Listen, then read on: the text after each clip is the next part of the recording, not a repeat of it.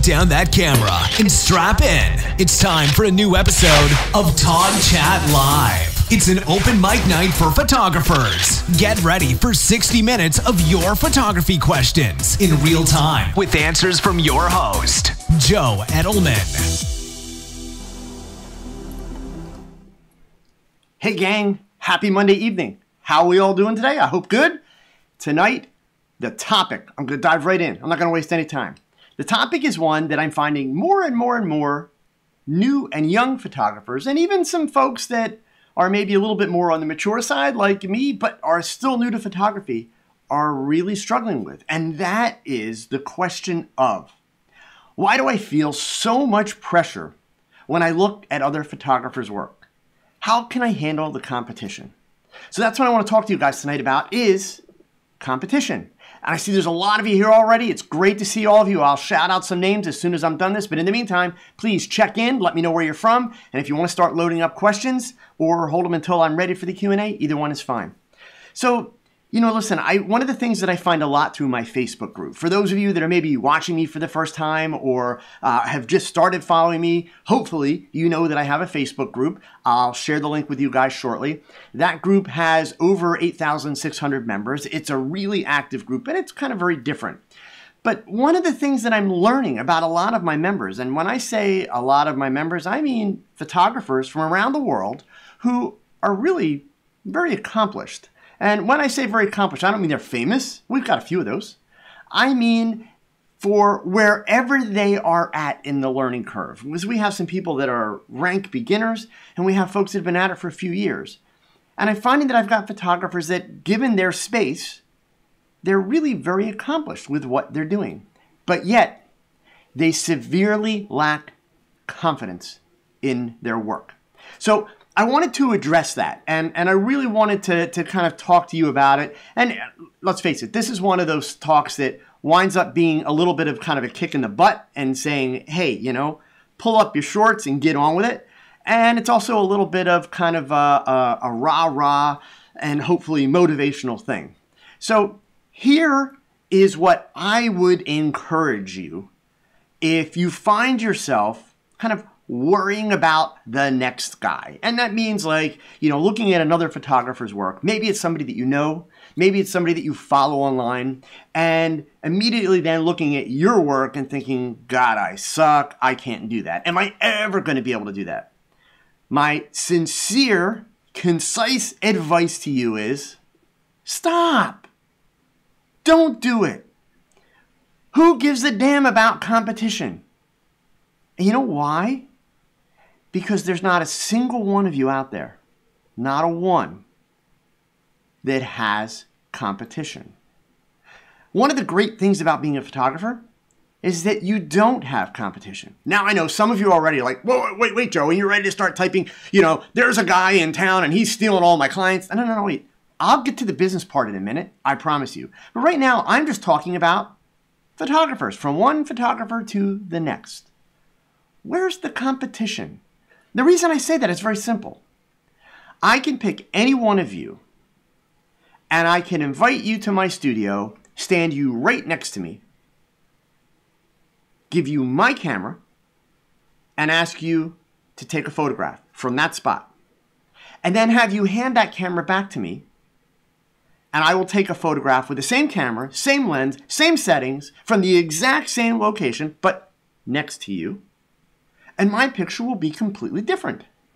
Not necessarily better, just different.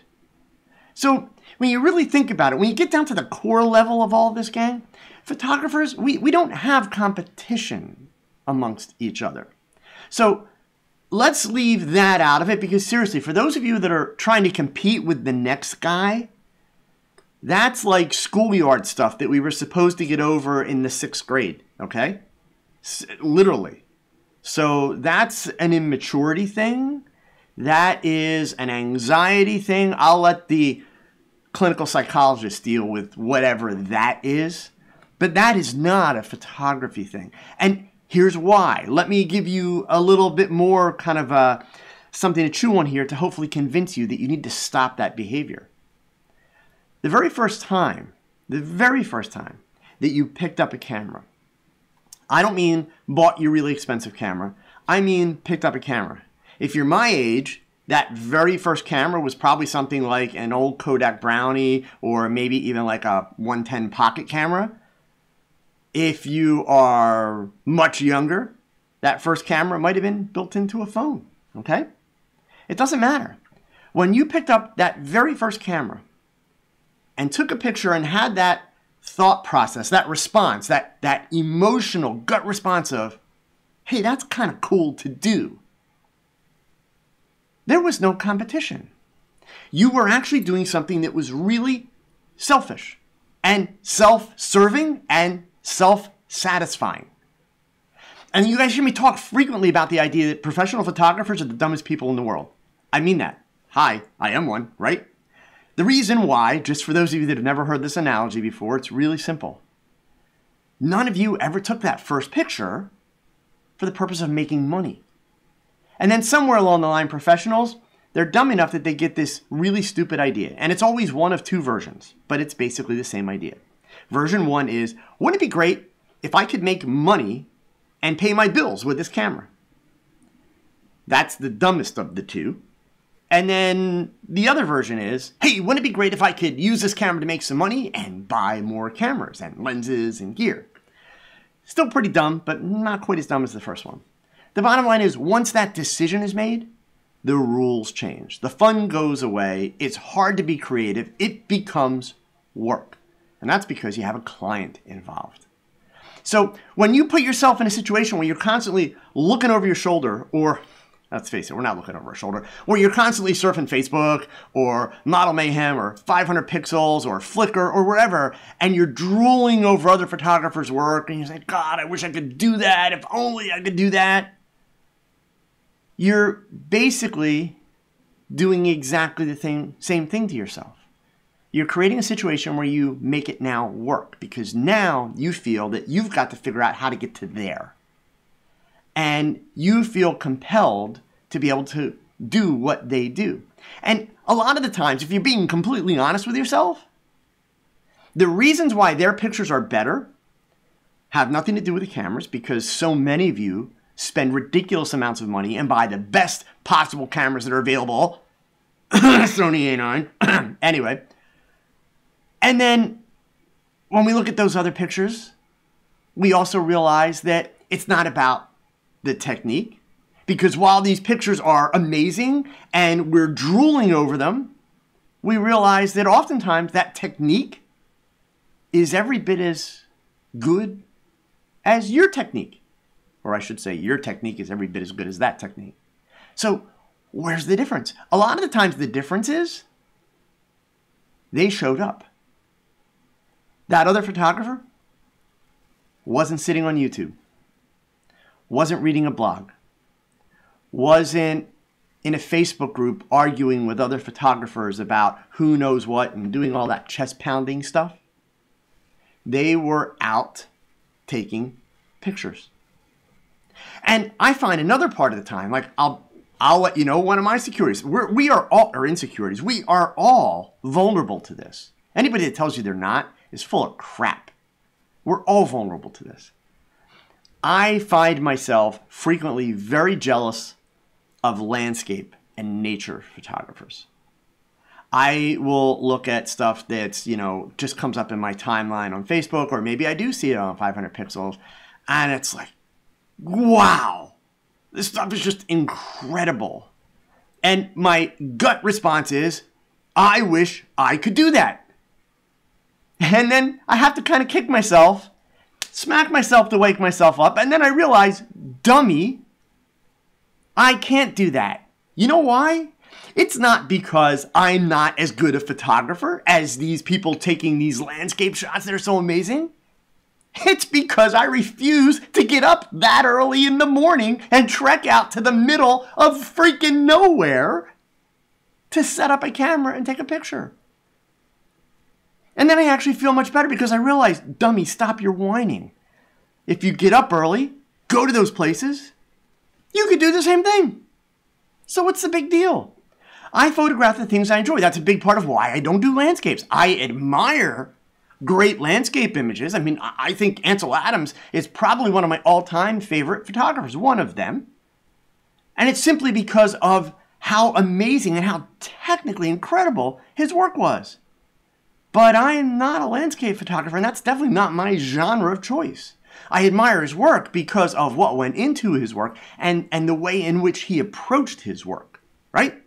So, frequently, if you catch yourself looking at other people's work and you're kind of like, beating yourself down and stressing yourself out, you've got to be really, really honest. Take a step back and ask yourself, if you were in that person's shoes, would you be able to do what they're doing? Because a lot of times that's simply the difference, period. And then a lot of times it's a matter of being really honest with yourself about how you're wired. In other words, what your taste is. I see that Irene Rudnick is here tonight watching, so I'm going to use Irene as an example because it's a great example. Irene, for those of you that don't know her, she has a YouTube channel. She is an incredibly talented photographer. I'm talking like I hate her just a little bit because she is. She's amazing. And she does work that is what I would categorize, maybe she'll use a different label, but I would categorize it fashion and beauty with obviously a lot of portraiture mixed in. People often will look at my work and say, oh, you're really good at fashion. And I raise my hand and say, no, actually, I suck at fashion. And the reason is just the way my mind is wired. I have kind of a very commercial eye. So a fashion photographer, a good fashion photographer, is going to look at my work and say it's boring. It's pedestrian. And I completely get it. That is not an insult. That's actually a very fair representation. So you have to realize that, for me, sure, I wish I could see the world the way Irene sees it, but I can't. I can't see the world the way anyone else sees it. And so you have to go back to, why did you pick that camera up in the first place? Why do you take pictures? And, this is a similar story that I teach to young models. A lot of you know, and if you've read my bio, you know that I do mentoring for young women that are looking to get into the modeling industry professionally and get signed with agencies, etc. And I can't tell you how many emails I receive from people that want to be famous. And I respond to every one of these young women and I explain to them, listen, you don't get to choose to be famous. If you do that, the best you will accomplish is infamous, but not famous, period. Because the top models in the world, 99% of the fact that they are the top models has to do with genetics. In other words, it's like a big lottery. So to say that, hey, I'm going to start out and be the best in the world, forget it. You guys have heard me talk about creativity before. Science, cognitive science now. Research has proven to us that everyone is born with a similar amount of creativity. In other words, there's a capacity for it that is in our DNA. It's in our makeup when we're born. Here's where the difference occurs. For some, and we'll imagine that there's a scale of creativity. For some people, they're at this part of the scale when they're born. Other people start at this part of the scale. So they've kind of got a leg up already. It was just handed to them. It was a genetic thing. Now, science has also taught us that we are all capable of expanding the amount of creativity that we have. So that's a good thing, right? I mean, there's hope. But the reality is this. The person who was on this part of the scale, the bottom part, genetically, even though they are able to expand, they do not have the capacity to expand beyond the person on this side. If this person chooses not to expand, they could potentially rise above them. But if this person also expands, they will always come up just a little bit short. That's the science of creativity. It's the way our brains work. It's been researched, it's been proven, it's been written about, and it's not bad. You take pictures for the reasons that you want to take pictures. And it's, it's the same with making YouTube videos. People ask me all the time, because obviously people love it if I complain about the way Jason Lanier holds a camera or a reflector or whatever, all that stuff. And then if you all listen closely, You'll hear me in the same conversation talk about how much I respect people like Jason Lear or Irene, who was here, or actually one of my former Next Up buddies from Next Up YouTube last year is here, the vegetarian baker. If you guys love to cook and if you're like vegetarian stuff, go check him out. Jack is awesome. So it's great to see you, man. You know, this stuff takes a ton of work to do. It's not easy to do. And I don't want to put words in Irene's mouth since I'm talking about her, but I think that most of us that do this YouTube stuff, especially, if you have a frank and honest conversation as to why, it's certainly not about fame, because if anything, we're all infamous. That's about it, okay? And it's definitely not about money, because we're not making our livings on YouTube. YouTube is helping us make livings. It's because we have a passion for what we do. So, Thomas Palmer, can be good without being insanely creative too. Mastering simple ideas is already good. You know, that's actually an excellent way to say it, okay? Being the best, being famous, whatever, I do believe that we are all instinctively wired to some degree to kind of desire that. But believe me, in this thing we call photography, gang, if that is going to be your motivating factor, I can guarantee you, you will ultimately be miserable. You will ultimately fail in that pursuit. Because there's a reality. I don't care how good you are, or how creative you may be, or for that matter, how lucky you may get in this pursuit of being the best. There will always be someone who comes along that is better. And especially when you're talking about an endeavor like photography that is all about moments. It's all about moments. So none of us, there's not a single one of us that is capable of experiencing and witnessing every interesting moment. Whether it is with a model, creating a fashion shot or a beauty shot, whether it is a landscape photographer, photographing a sunset or a sunrise or any of those kinds of things, none of us is capable of doing that. So I had someone else ask me a question right before we got started tonight, and I want to just jump back in the scroll here so I get the actual words on this. Marcos asked me about setting up portfolios on websites like Flickr or 500 Pixels, and his question was, is it really useful for a professional photographer to do that? You know, and this, of course, since he's saying professional, this is, of course, assuming that the photographer's already got their, you know, their own website, they're doing their own marketing, etc. I love 500 Pixels. I think it's an incredible website. Every time I look at that website, I do have to remind myself about all the things that I've just told you guys. Absolutely. Because, you know, come on. If you go and you look at 500 Pixels for a few minutes, if you're the competitive type, if you're the type that feels, I've got to be the best, if you're the type that's always looking over your shoulder saying, hey, you know, I don't know if I'm as good as the next guy, my God, stay away from a website like that. Don't even look at it. Forget putting your pictures there, because there is just some amazing photography there in pretty much every genre imaginable. So literally when I go, I remind myself that. And then literally I watch and I look and I click and I let myself be reminded about why I so love photography. And that is one word that comes to mind: potential. Every time I pick up a camera, gang, every time you pick up a camera, there is potential. There's opportunity. Not opportunity to be the best. Who cares? Opportunity to create something new. Opportunity to learn something new. Opportunity to solve a problem. Because let's face it, gang, that's what photographers do.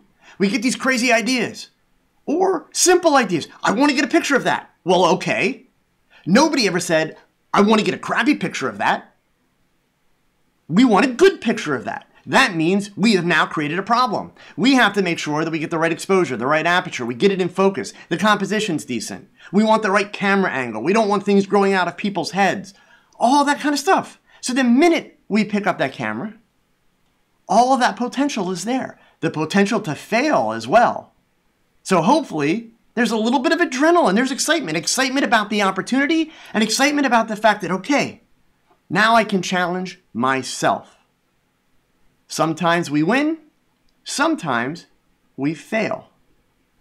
And when we fail, if you're really passionate about this stuff called photography, you're going to take the time to evaluate your work. You're going to take the time, if you have to, if you were lazy and that's why you failed, take the time to kick yourself in the butt, give yourself a pep talk, and get back up and shoot again. But don't worry about what the other guy is doing.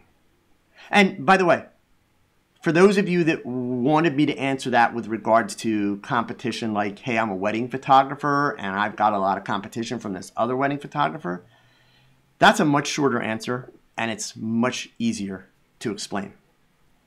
As a professional photographer, if you want to make money, in other words, if you want people to pay you to take pictures, it is an extremely simple premise.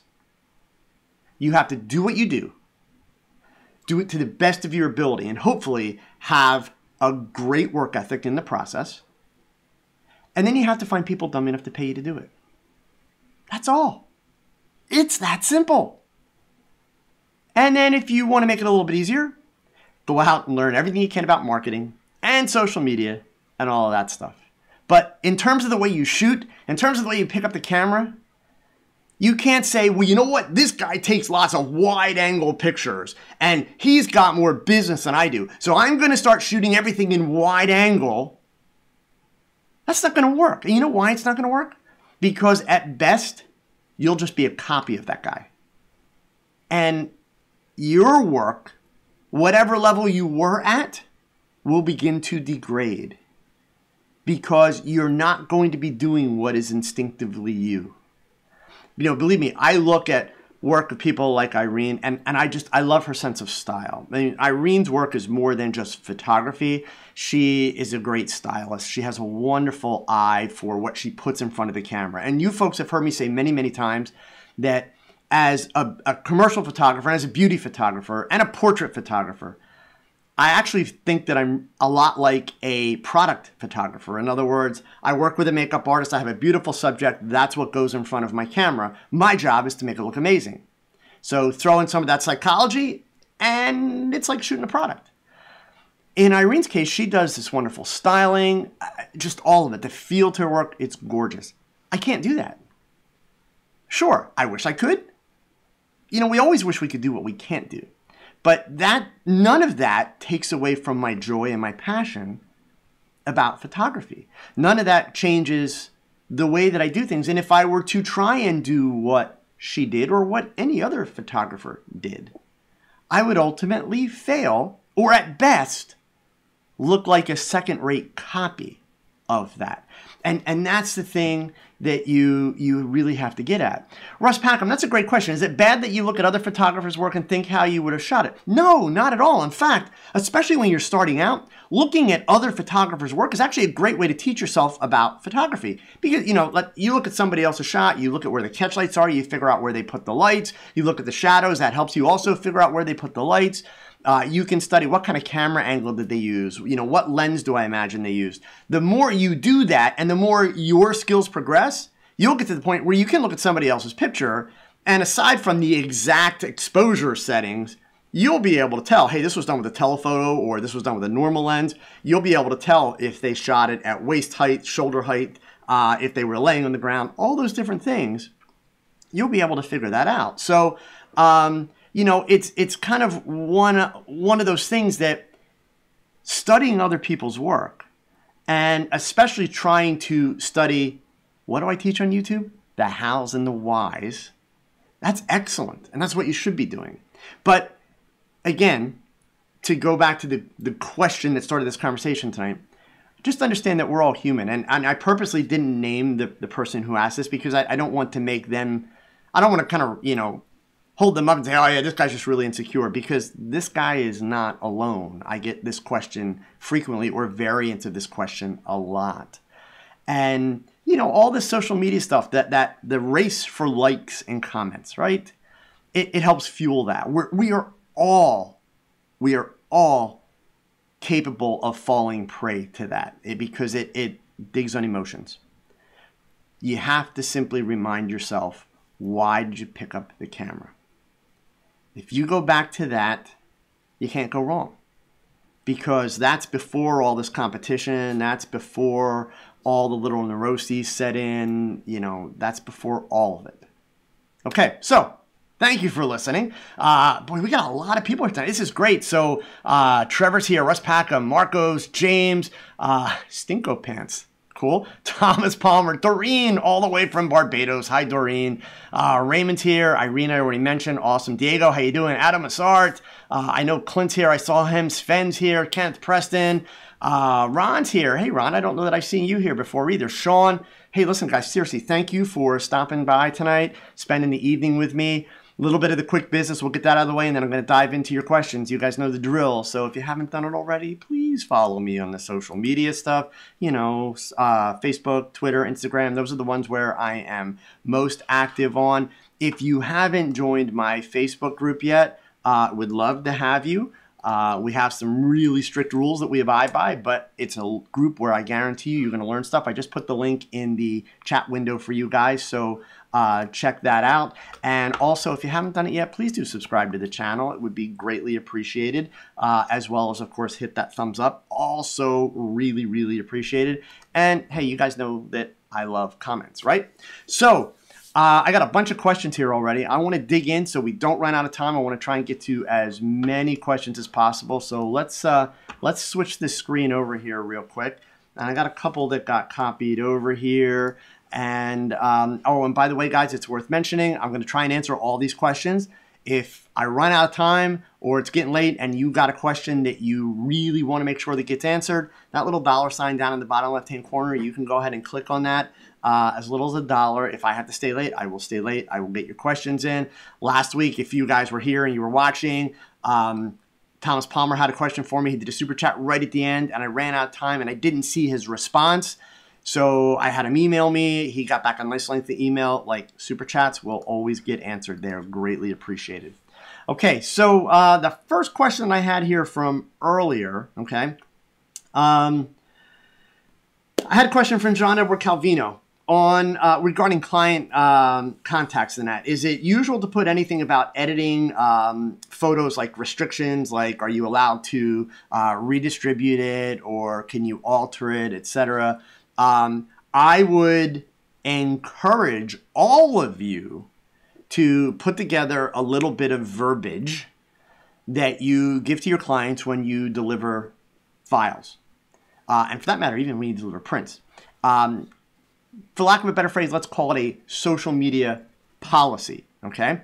Do not assume. We all learned that lesson, you know, when you assume you make an ass out of you and me, right? Okay, so do not assume that your clients will respect your work. And in all fairness, do not assume that just because a client takes one of your photos that you gave them a copy of and they edit it or run an Instagram filter on it or do some crazy thing like that. Don't assume that they disrespect your work. So you can't call them and get all bitchy about it if you didn't tell them that they shouldn't do it. Because in today's world, that's what we do. We do filters, we edit things, we Photoshop stuff because everybody can do it, right? And they can.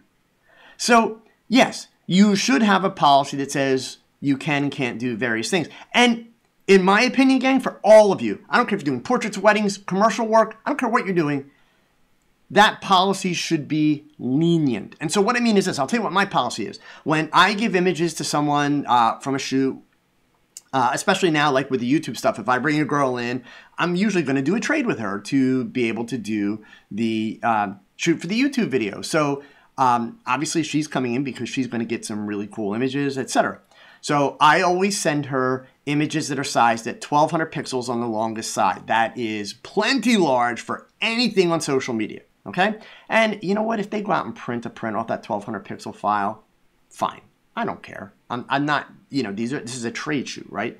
But even with people that I work with on a regular basis, I send them a reminder along with the images. And that reminder is, do not edit the images in any way, shape, or form. In the event that you decide you want to use one of these images as a Facebook timeline cover, because they have the very unusual wide crop, or you want to use this vertical portrait as a Facebook profile picture, or anything like that, in the event that you want to use it for one of those purposes, please reach out to me, tell me which picture and what you want to use it for, and I tell them within 48 hours, tops, I will get you a properly sized file for that purpose. I've never had anybody give me a hard time about it, and I've never had anyone ignore it. And I take the time when I make that request to also explain to them. The reason that I ask you to do this is, if you take this big file, this 1200 pixel file, and you upload it in your timeline cover, Facebook is not only going to crop it, but they're going to compress it, which is going to make it look bad. People understand the word bad. I also explained that the same thing will happen if you let Facebook crop your photo for you. So I explained to them, if I do it and give you the proper size, when you upload it, it is going to look much better, i.e. good. Nobody ever complains about that. But you can't assume that people understand that. So should there be a policy? Absolutely. Should you be flexible enough to be willing to help people a little bit here and there? Sure.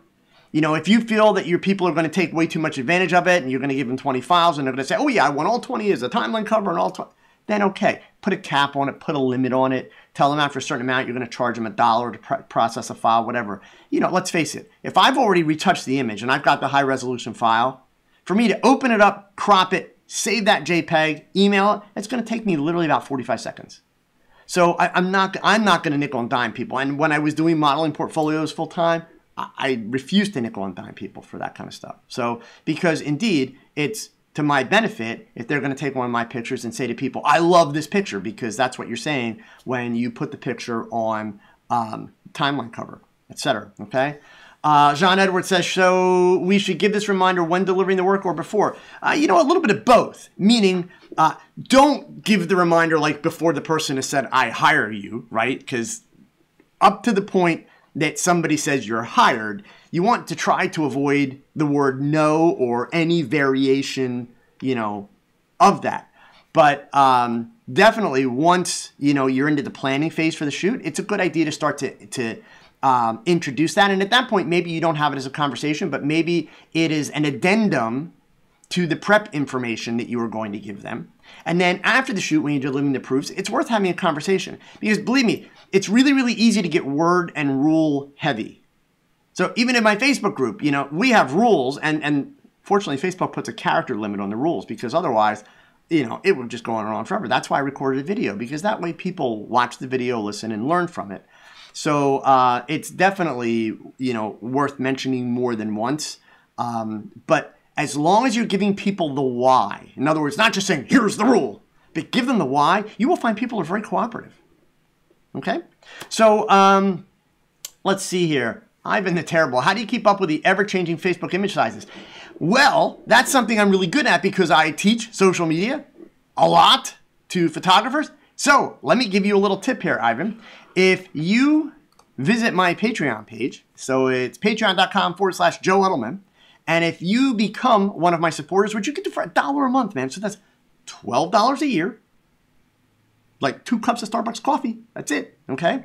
If you join Patreon, you will have access to a Google spreadsheet that is available to all my Patreon members that I continually update. So anytime Facebook or Instagram or Twitter or LinkedIn or Pinterest or any of them institutes an image change and a file size change, whatever it is, that spreadsheet gets updated. So you can use it as a one-stop resource for any social media that you are posting images to, and simply check that out. All of my patrons have access to that file at every level of support for Patreon. Okay, so I would encourage you to check that out. All right. Ron's asking me here, find your niche. What are you passionate about? Work toward improving what you do. Oh, okay. Sorry. He's not asking. He's stating. And I agree, Ron. That's very true. So let's see. Back up here. Marco, so marketing question. In relation with your question about Flickr, how can we distribute wisely our photos that can be in a portfolio in the different social media? Well, see, I would. So that actually, and that's a good point, Marcos. I would not, under any uncertain terms, use 500 pixels or Flickr or, well, let's do 500 pixels of Flickr first. I would not use either of those two websites to market myself as a photographer. In my opinion, that is the dumbest thing that you could possibly do as a professional photographer. And there's a very simple concept and reason why. You give somebody the link to your 500 pixel profile and say, hey, you know, I'm really good. You should hire me. Go check out my work, right?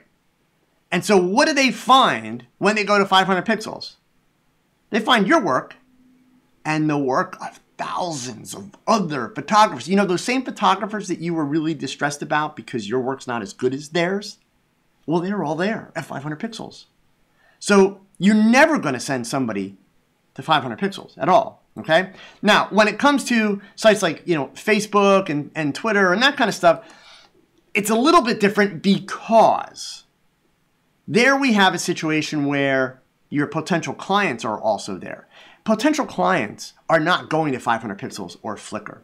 So, and not to mention that that's one more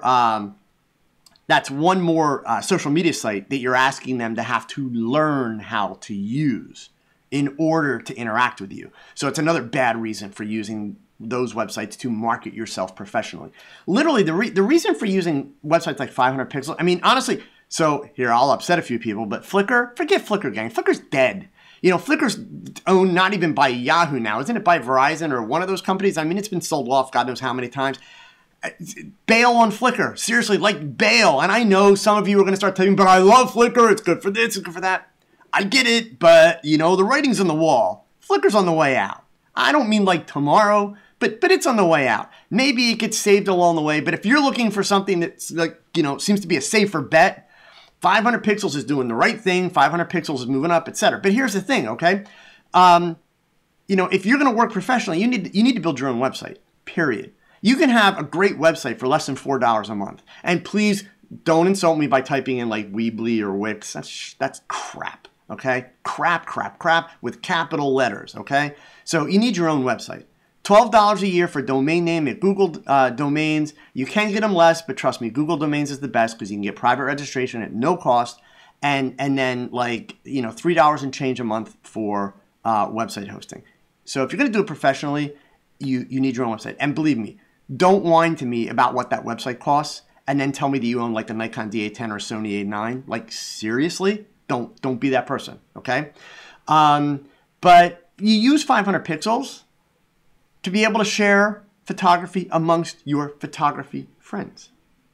So I look at 500 pixels almost as kind of like an online camera club with members from all over the world, which is kind of like what my Facebook group is and many other Facebook groups are, etc.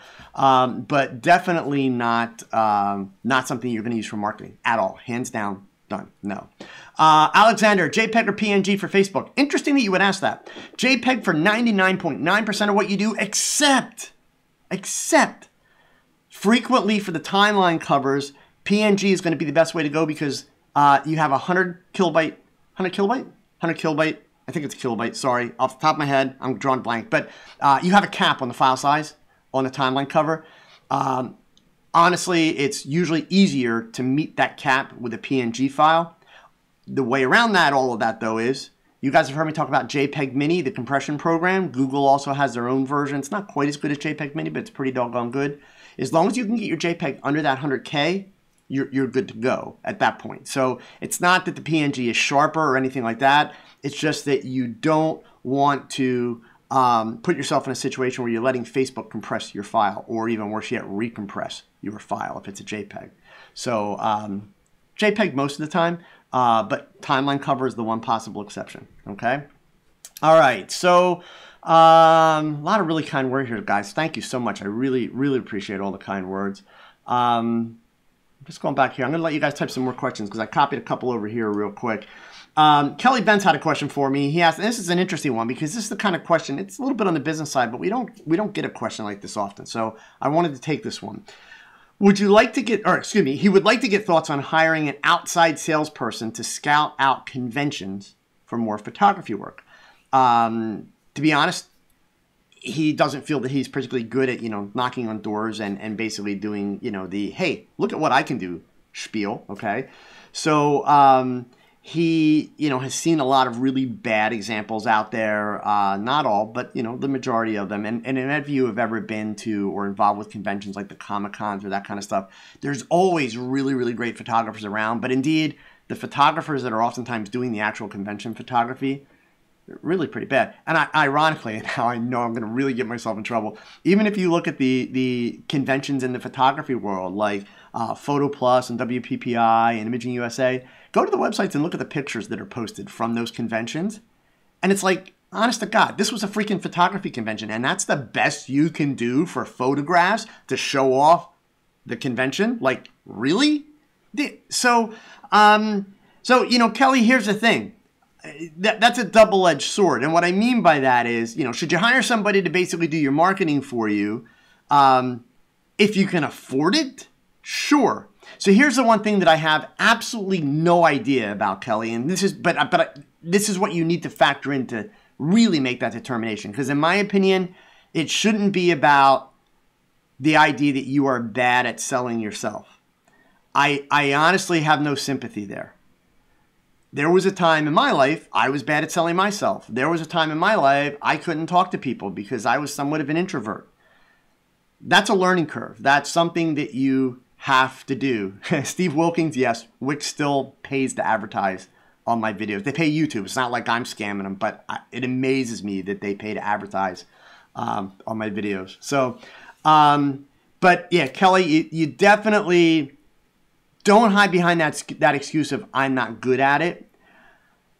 What I would encourage you to do is maybe considering, instead of hiring an outside person, I would encourage you to consider for 1 year, because this is expensive, but it's still cheaper than a human being.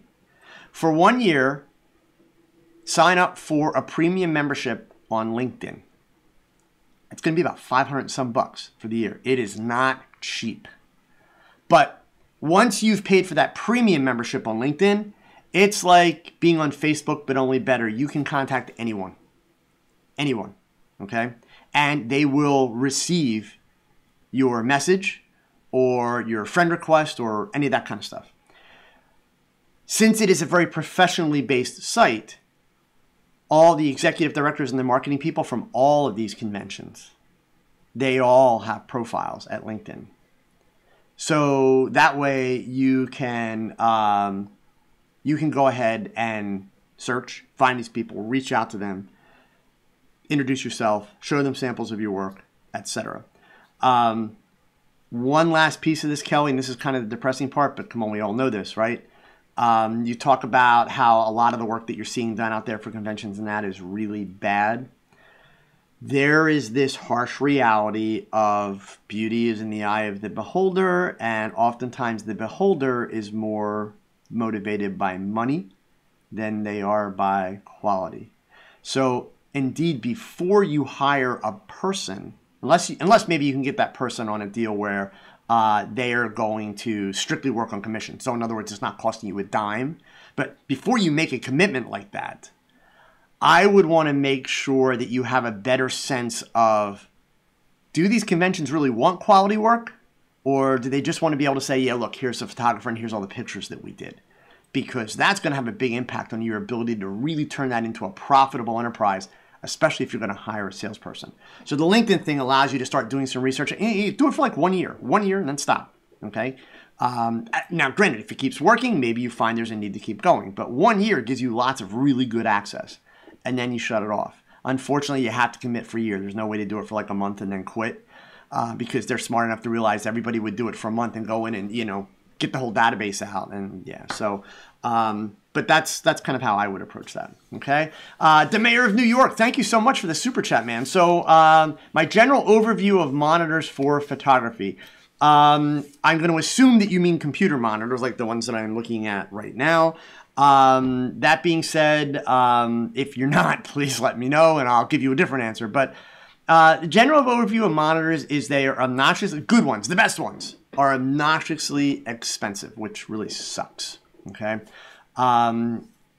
As much as computer technology has standardized and all in all come down in price, the best monitors are still ridiculously expensive. So I got to be honest with you, I am not a gear geek on monitors. Like, I know that there are a lot of brands out there that are considered to be the biggest, the best, the hottest, and you know they're all in the like $900,000 and up range. I pay no attention to them. I won't use them. But let me be fair about a couple things. Number one, I am a Mac person. I use a 27-inch iMac with a 27-inch cinema screen on the opposite side. I have never had an issue with Mac monitors. They are awesome. I have only once ever had a Mac monitor that I've had to calibrate. They're simple. You know, it's that whole Mac thing. It just works. They do. For me, I've had no problems. I know there are plenty of people that have had to calibrate their Macs, but the point is you can calibrate them if you need to. Before you invest a ton of money into one of those really, really high-end monitors, I would encourage you invest in a color calibrator if you're having color issues. So let's start there. Assuming that most people, when they start looking at a better monitor, it's because of color issues. Make sure that you are doing everything you can with your existing monitor to calibrate it properly. If you are going to buy a cheaper monitor, so I have a second machine in my office here, a second iMac. It's an older one. And for the benefit of the young lady that comes and helps me with my blog articles and that, I have a second monitor on that, but it's actually a Samsung that I bought at Costco. And what my priority was with that monitor was making sure that it was tack sharp. So I actually went with a 4K monitor. It's a 27-inch. It's a 4K monitor. I paid, I think, just over $200 for it. And is it as high a quality as the Macs with the Retina screens? No. But is it a ton better than your average, high definition computer monitor? Oh my God, yes. It's great. So for me, priority one, color correction. After that, it's going to be about the resolution, making sure that things are really sharp. I wish I could give you more information on the high-end stuff, but I don't want to just pull stuff out of my butt. Like, I know a bunch of names and that, but I don't use them, so I'm not super well versed on them, okay? Steven Stiles here. Generally, what direction do I think technology is going as far as photography? In your opinion, where should pro photographers be positioning themselves to meet that future? Wow. Okay. Steven, my answer is going to scare the out of a lot of people, okay? So here, I'll try and keep it concise. Number one, I think that the future for photography and for professional photography is extremely bright and bold and big and exciting as hell. So none of this is about bad, okay? The short answer on the front end that I'm going to say, like, near term, where do photographers need to be positioning themselves? Video, video, video, video. Can't say it enough. Video, video, video, video. It's the future. Done, okay? Don't be that photographer, especially, I would have to say, honestly, if you are like age 35 or younger and are a working professional or trying to be a professional in photography, if you're in that age bracket and that category and you're saying, oh no, I'm just stills, I don't like video, I have no interest in video, you're an idiot. Plain and simple. I don't care what you shoot. I don't care if you shoot landscapes. I don't care if you shoot products. If you shoot portraits and weddings, believe me, don't make that statement. But video is the future in many, many, many ways. But the wedding industry is a great example of how you have the photographers doing the hybrid weddings now, which are the mix of, video, stills, etc. Brides today, everybody wants the video done of their wedding, all that kind of stuff. That's where we're going. So video. Don't turn a blind eye to it. Learn it, understand it. You don't have to be the next Francis Ford Coppola yet, but you need to be in on the ground floor of video. And by the way, the ground floor of video, just so we're clear, started about 8 years ago. So if you're not into it yet, you're 8 years behind the crowd. Okay? Now, why is Why is that like a big deal? Here's why. So here's my prognosis. I've talked about this in many, many, many workshops. I've never talked about this on YouTube. So some of you are going to think I'm like cracked and I've lost it. Others are going to be like, wow, that makes a lot of sense. And now I'm not a happy person because I just bought a Sony A9. Here's my prediction. In the future, and when I say in the future, I'm talking probably at the extreme earliest, 5 years. Realistically, if I had to guess, I would say 10 years from now. We will not use still cameras anymore. We will use video cameras, period. In other words, still cameras, DSLRs, all that stuff, they will go away as we know them today. And what we will be left with are cameras that are primarily video cameras. So their first function is video. Their secondary function is stills. But most of the time we won't use those cameras for stills. We will use them for video and we will take stills from the video. So now let me explain a couple things because already I know a lot of you are already like, it's a crap, I'll never give up my DSLR. Well, so first of all, for those of you that are like, I'll never give up my DSLR, I'll never shoot video, let me remind you about something. It's something called evolution. Remember the dinosaurs? You all know how that turned out, right? Right? Okay, so enough said about evolution. Here's the thing. Pay attention to all the technology we have today. Companies like Sony and Panasonic have cameras that look for smiles and will shoot the minute a person smiles, or that won't let you take a picture when a person blinks. So we have software that is capable of doing that in real time, right? We have cameras now that are, 8K and larger in terms of the file size, which is reaching the point where these video cameras are producing files, image files that are basically almost as big, if not bigger, than what some of the DSLRs are doing.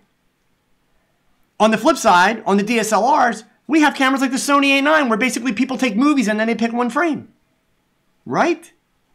So what's going to happen is you're just going to shoot a video clip.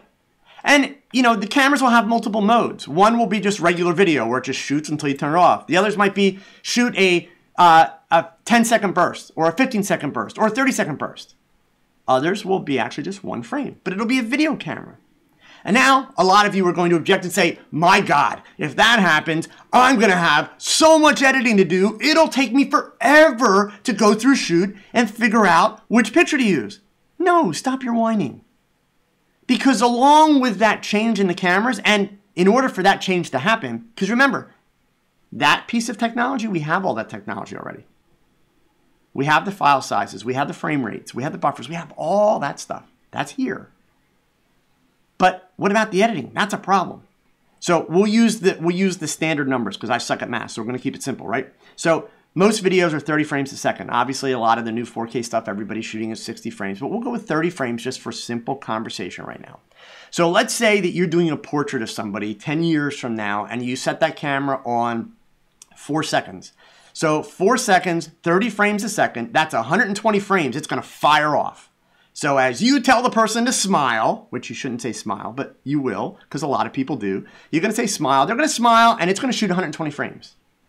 Well, now, you only need one frame out of that. You want the best smile, because that would be the benefit of doing this, right? You don't have to worry about actually catching the moment. The camera's going to do it for you. So it's actually even better than spray and pray. But now you got to go through 120 frames. No. You'll open up Bridge or Lightroom or one of these other programs, even Capture One, and there's going to be an edit feature with little checkboxes. And so the first thing you'll say is, well, this is a photograph of a person. Click. Now it's going to give you options. What are your priorities? Well, click, you want your eyes open. Click, you want to smile. Click, no smile. Whatever. Click, tilted head. You're going to click those options. The software is going to go through and it's going to come back and it's going to bring you the best frames that meet those criteria. So now, with those little click and check boxes, instead of 120 frames, you're down to 10 frames. Heck, that's less than what you have to edit through now because the software has done the work for you. So, yeah, Thomas Palmer, Google does part of that. That technology is there. We have software that can determine smiles. We have software that can determine if eyes are open. All of it's there. So then, now you have to ask the question, Why do we not have it all in one place yet? It's easy. For the same reason the Canon and Nikon don't have mirrorless cameras yet. There is so much legacy out there, even for Sony. Sony has the smile and the eye tracking stuff in their cameras. Sony could do it tomorrow. Why won't they? Because of the legacy. The minute you come out with that, everybody's going to switch. Literally, you know, except for the old farts that are stuck in their ways, that are determined to be dinosaurs. Everybody's going to switch. So there's the legacy, there's that transition. Let's face it. Look at how advanced the programming is in a program like Adobe Photoshop. Do you really think that the engineers at Adobe are not capable of programming everything that I've just talked about into that software today? I have no inside information, but I'll bet you money they've already done it. I'll bet you money that they have it. So the point is, it only makes sense if you look at the history of technology, if you look at the history of human innovation, it only makes sense that that's where the technology is going to go. It's just a matter of the camera manufacturers and all the other software companies. They all have to be able to continue making money. So number one, there's going to have to be a certain amount of collusion in the sense that they're all going to have to agree, like, now's the time, because the camera manufacturers can't come out with those features until there's software to handle it. And there's no reason for Adobe to bring out the software until there's cameras to handle it. If I had to take a guess, I think you'll see companies like Adobe bring the software out first, and then the camera companies are going to come right afterwards. Okay?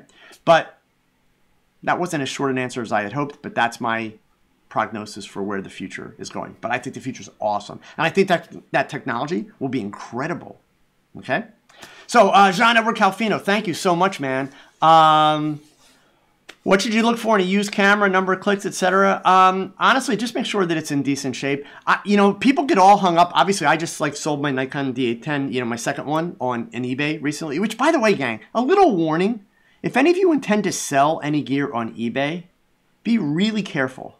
I'm really serious. I'm not trying to be a jerk here, and I'm not just complaining. eBay is like the wild, wild west now, and not in a good way. In the last 12 months, I have had 4 major scam attempts, and one I'm still in the middle of having it all worked out with a case because I'm potentially out $150 if it doesn't go my way. It should go my way. Fortunately, you know, they're always good at catching up to the problem afterwards. But man, every one of these 4 problems that I had, even that Nikon D810, I had somebody try to scam me out of an $1,800 Nikon D810, and they almost got away with it. And it wouldn't have been my fault. It would have been eBay's fault. All 4 of the problems that I ran into, eBay could solve very, very quickly with a real simple, you know, control switch change on the way they have their system set up. But anyway, so be careful of the eBay thing. But going back to Jean Edwards' question, what should you look for? I don't stress too much about the number of clicks, but it depends on the camera. So I'll use that D810 that I sold as an example. It had 44,000 clicks on it. Nikon rates that camera, I believe, at 150,000, or actually more than that. Excuse me, it's 300,000 on the Nikon D810. But here's the point. If you have to replace the whole shutter mechanism, it's less than $300. So even if, you know, they got 2 years worth of use out of it and had to replace the shutter mechanism, they're still getting like a great buy. So you kind of have to, you know, look at it from the whole perspective of, bottom line is, I'm more interested, if I was going to buy something used, I'm more interested in who am I buying it from. So I would actually, even though I've just sold some stuff on eBay and kind of regret it because of all the hassles, I would actually encourage people moving forward not to buy on eBay. Literally, buy off of Facebook, buy off of you know, somebody locally. Go to a local camera store. Okay, a lot of local camera stores will give you at least like a 30 or 60 day or 90-day warranty with what you buy. So you know you're gonna pay top dollar. So you know you're paying a little bit more, but you also know that there's, you know, some place where you can go back to and say, hey, there's a problem here. But for me, I want to know where the camera came from. I want to know how it's been used. Was it taken care of? That's what I'm most interested in. I mean, obviously, there's any defects or things like that, but I do want to know if it's a high or a low shutter count. In other words, if the thing's already got 400,000 shutter actuations and the shutter just hasn't died yet, well, then I'm going to buy that camera knowing that I'm probably going to invest another $300 in it right away. So I at least want to be able to make an informed decision there, but I'm not that worried. Like, is it 10,000, 20,000, or 60,000? I don't care. That's going to have almost no impact. Okay. So let's see. Taking the risk of being expelled from the group. What is your opinion on reading books as the camera lucida bars? I'll be honest with you, Marcos. I have no idea what that is. I have no problem with reading books. I just have a problem with bad advice. So I promise you, Marcos, because I know you're part of the group, I'll look that up and educate myself, and then I'll give you an answer on what I think about it. But if it's a book of rules, then yeah, screw it. Forget it. But, if there's good information. So, that's nothing wrong with reading and educating yourself. Obviously, I'm all for that. So, Oscar, you're absolutely right. Adobe is very much preparing us for the future. Photoshop handles video as well.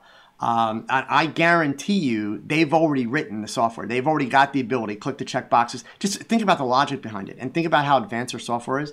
It's all a matter of it. It's got to make sense for the industry in general. Otherwise, nobody's going to do it. But it's coming. It just, if you look at the history of photography, technology, innovation, it's coming. It's the next logical step. So. Let's see. The mayor of New York. Oh, so you have a 24-inch Samsung. Yeah, I'm actually been very impressed with the little Samsung monitors. Certainly, it's not an Apple Retina screen, but they've actually been great, and you can color correct them. So, that's definitely an important thing. Thomas Palmer, video is less added value to comparing the amount of work. No, because you charge for the amount of work. Video is not about being a value add. Video is about being a medium that's in demand. And so you charge for it, okay? The only people that don't find video worth their while to do are the people that just don't want to learn. They're too lazy to learn. Or the people that don't know how to price and sell. So, that's the challenge there, okay? So let's see. I had another question here from Tony Rican. So he's asking about my thought process when I find myself in various extreme weather conditions that affect photography. So, for example, very high humidity and haze, something that he's noticed leads to great light around sunset, but also makes for an ugly sky in landscapes, and it seems to make his photos dull. Any other insights about weather and photos that pop in mind would be great to hear about. So, obviously when you're going to work with Mother Nature, it's always a little bit of a crapshoot in that sense. I've talked many times before about an app and there's two of them. So I know you guys will know what the second one is. I can never remember the second one's name. The one that I use is called Light Track. Kind of hard for you guys to see on YouTube, I know, but that's what the screen looks like. I can put in an address. I can pick any day in the calendar, ahead or behind, and it's going to tell me when the sun rises. You can see the line going. So the red line is the sun. The blue line is sunset over here. Sorry, over there. And then sunrise is the yellow line. So I can then slide the slider to like any time during the day, and it's going to tell me, whoops, there we go. It's going to tell me where the sun will be in the sky. So from a planning standpoint, things like this, very, very important.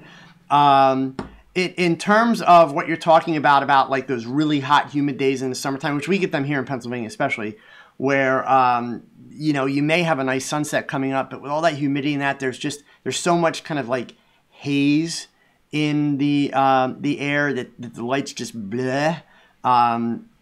Take lighting. I mean, honestly, that's really the biggest thing. A photographer's job is definitely to problem solve. You can't allow yourself to become a victim of, those kind of situations. So, Trevor, thank you so much, man. Greatly appreciate it. I really appreciate the super chat. And indeed, folks, please, thumbs up. Be really, really, really appreciated. Tony, I wish I could give you, I feel like I should be giving you some, amazing piece of sage advice here. For the specific scenario that you are, that's it, photo ephemeris or something like that. But Clint James, thank you. It's in the chat there, guys. Yeah, Tony, at least for that situation, I would definitely take lighting. Obviously, you're still dealing with the fact that the sunset and that is going to be a little bit muted, but unfortunately, your only option is to go back at it on a different day. But if it's a matter where you're looking for the subject and you wanted, the bright color of the sunset and all that, then that's just one of the things you've got to go back and you got to do it again, unfortunately. So, let's see here.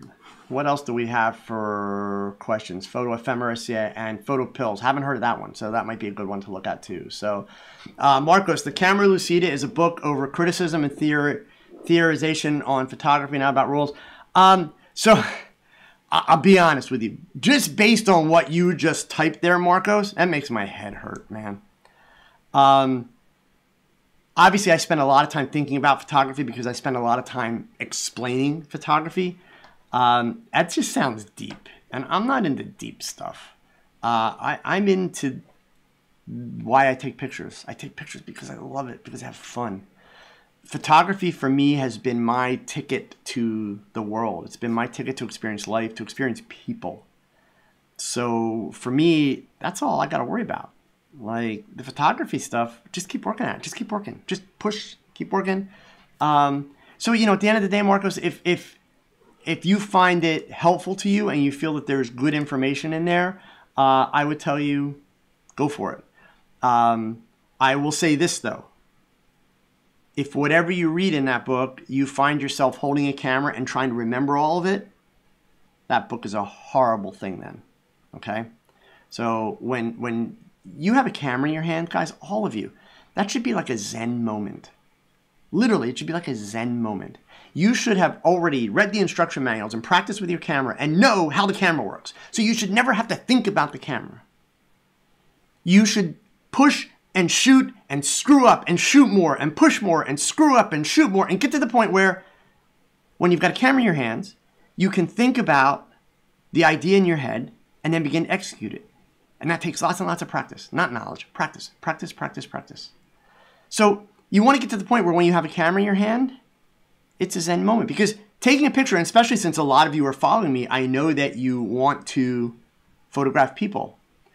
Photographing people, especially one-on-one, the kind of stuff that Irene does, the kind of stuff that I do, I refer to it as, having to be able to find calm in the middle of chaos. If you're going to be any good at it, you've got to be able to do that. Because when you're working with a makeup artist, when you're working with a model, when you're potentially working with designers and assistants, all of these people are involved. They're saying things, they're talking things, they're doing things, and you're the one person that is responsible for all of them and everything they're doing. So there's all kind of chaos around you. And you've got to manage it. Plus, control the camera, do everything that's right there, and make a great image. So you've got to teach yourself, you've got to practice, you've got to learn to be able to find calm in the middle of that chaos. So the more that you work to get that to be like a Zen moment, the best. So Steven Stiles, thank you so much, man. I really, really appreciate that. I do my best. I appreciate it. Trevor, that could be new Joe Edelman quote. I'm not into deep stuff. New T-shirt. Yeah, now I just got to find a way to work a camera into that, and we're golden. That's a good possibility. So, oh my gosh, Thomas Palmer, French theory. Yeah, I mean, nothing against the French. But just the fact that we're using philosophy and theory and all that stuff. I don't mean to sound shallow. Maybe I am that shallow. That's not why I got into photography. I respect people that are that much into the thought process and evaluating things. It's good that there are people that do that. Sincerely, it is. I got into photography for very selfish reasons, and so that's why I do it. And for me, that's kind of where it ends.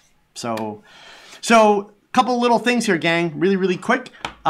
Just a reminder for all of you, since we're getting to the end of the night here. If you haven't seen it yet, please don't discount the best camera you own is a smartphone video that went live this past weekend. It's not really what you think it is. So I'll give you the shortcut, but I hope you'll go watch the video. In part, this video is one of those, hey, you got to get on practice videos. In part. But there's also going to be a part 2 to this. Okay? And the part 2, which will come out not this week, but next week, is really the part that answers the actual question, why that smartphone is your best camera. Because the challenge that I give you is that I'm going to prove to you that not only is the smartphone a great camera, but the smartphone can make your DSLR or your mirrorless camera even better yet. So please take a moment, make sure that you watch that video. I'll give you guys the link to it here. Oh, I forgot though. If you are a Pentax user, you may not want to watch that video. Just saying, okay? But later this week, I've also got a video coming out that is about, well, it's two things. It's a lighting lesson, right? But it's also about a cool new piece of gear that I got to play with from PhotoFlex. So I wanted to share that with you guys really quick here. It is here. Let me refresh the page so it comes up. It's this little gadget here called Rapidome. It is not available for sale today. In fact, they started selling them on Friday on Adorama, and they sold out right away. So B&H, Adorama, most of the other photo retailers around the country, they're going to be listing them on their websites this week. My video will come out later this week. If you want to learn about the Rapidome for now, you can watch this video that's on PhotoFlex's website. It's yours truly, but it's not one of my usual videos. It's just a product demo. It's like, hey, here it is. I've got a video coming out that really explains to you guys the way I normally would why I like this particular gadget. It's a beauty dish / softbox / gridded softbox for speedlights. But I also, obviously in my video, there's a lighting lesson with it where I've gone out and I've done a shoot. And believe me, number one, just to be clear, because I want to be clear, I didn't get paid to make the video for PhotoFlex. They sent me this thing about 2.5 months ago and said, hey, check it out and just tell us what you think. And I fell in love with it. It is an awesome little modifier. Awesome, awesome, awesome modifier. And the way it puts together, O'Neill Fraser, you're a Pentax shooter. Okay, O'Neill, just understand this, okay? Please go watch the video, but before you watch it, let me explain. I'm kidding, okay? I'm just kidding. You'll get it when you watch the video. So, Jared, part 2 of the smartphone video will be out next week, for sure. It's actually already recorded. It's ready to go. But this week, my Rapidome video is coming out, which I'm really looking forward to sharing with you guys and sharing the shots that I got. So, just telling you about it. Go read about it.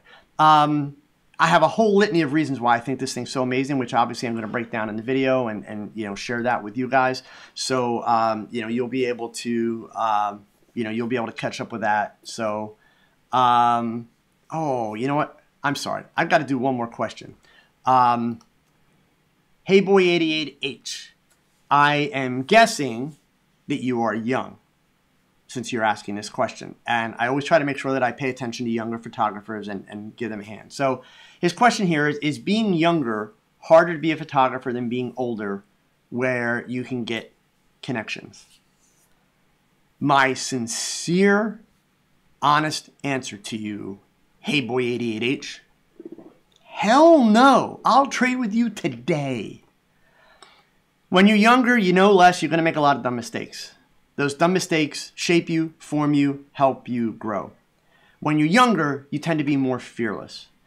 The older you get, when you get to, reach old fart age like me, you're really set in your ways. And you think you know what you know, even though we still don't know squat, but we think we know what we know. So the problem is the older we get, we have answers for everything. No. I wish when I was younger that I had access to things like the internet, and YouTube, and LinkedIn for business connections. Oh my God. But that's the whole point. You have every bit the advantage that I have today by having access to the internet. Probably the only real advantage that I have, sincerely advantage, is the experience of, understanding people a little bit and understanding etiquette, that kind of stuff. But if your work is good, and if you can present yourself like an adult and professionally, no way, man. I have no advantage over you in that sense at all. So go for it, okay? See, gosh, I do have a couple Pentax people in here. It's a joke, I swear. It's a joke. You'll understand when you see the video. All right, gang, so listen, once again, thank you so much. I really appreciate the super chats. I appreciate all the comments. I appreciate you guys checking in, spending the night with me. Obviously, I appreciate the support on YouTube. Lots of cool stuff coming. So please, with me, it's always about trying to push you all, trying to, get you to go pick up those cameras and practice and use them and shoot. So that being said, have an awesome week. And please remember, these words. Thanks for watching another live episode of TogChat. Now go pick up that camera and shoot something, because your best shot, it's your next shot. So keep learning, keep thinking, and keep shooting. Adios.